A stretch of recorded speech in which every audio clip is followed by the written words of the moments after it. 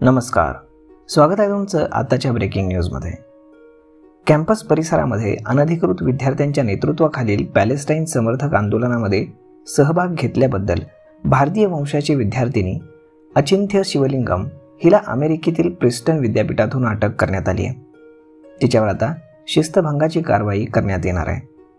गाझामधील Israel Hamas युद्धाविरुद्ध US-मधील प्रमुख विद्यापीठांमध्ये सतत निषेध सुरू असताना हा प्रकार घडला आहे।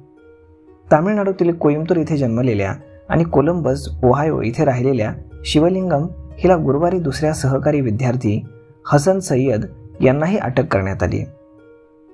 गुरुवारी सकाळी विद्यार्थी आंदोलकांनी विद्यापीठाच्या मॅककॉश प्रांगणामध्ये तंबू ठोकले होते, असं प्रिस्टन विद्यापीठाच्या माजी विद्यार्थी साप्ताहिकानं वृत्त दिलंय।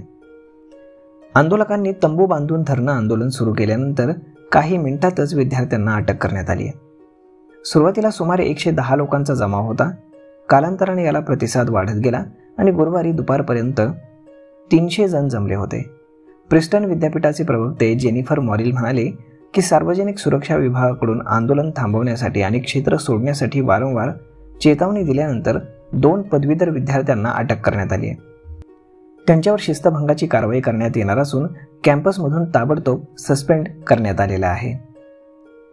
प्रिस्टन student for justice in Palestine, Princeton Palestine liberation corporation यांनी हे आंदोलन आयोजित केलं होतं। दरम्यान विद्यापीठ परिसरामध्ये कोणत्याही प्रकारचा निषेध केल्यानंतर संबंधित विद्यार्थ्यांवरती कारवाई करण्यात येणार असल्याचा इशारा आधीच देण्यात आला होता। गेल्या आठवड्यामध्ये न्यूयॉर्क कोलंबिया विद्यापीठातून 100हून अधिक लोकांना अटक केल्यानंतर आयव्ही लीग शाळा हार्वर्ड आणि येलसह संपूर्ण अमेरिकेतील प्रमुख विद्यापीठांमध्ये तीव्र निदर्शनं करण्यात आली आहेत। रॉयटर्स या वृत्तसंस्थेनं दिलेल्या माहितीनुसार गेल्या एका आठवड्यात जवळपास 575 जणांना अटक करण्यात आलेली आहे। तर मित्रांनो, अशा पद्धतीनं भारतीय वंशाच्या विद्यार्थिनीनं तिथे पॅलेस्टाईन समर्थनार्थ निदर्शनं केल्यानंतर तिला आता विद्यापीठातून काढून टाकण्यात आले। यावर आपलं मत काय हे तुम्ही आम्हाला कमेंट करून सांगायला अजिबात विसरू नका। आपण भेटूयात पुढच्या एका नवीन व्हिडिओमध्ये। तोपर्यंत धन्यवाद।